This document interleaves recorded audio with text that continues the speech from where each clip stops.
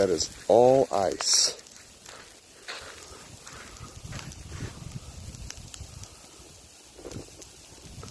It's kind of turned into more of a,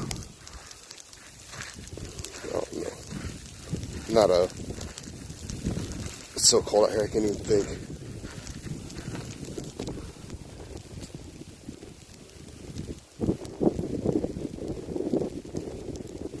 It's turned into more of a fluffy ice than a hard sticky ice, but it's still pretty icy.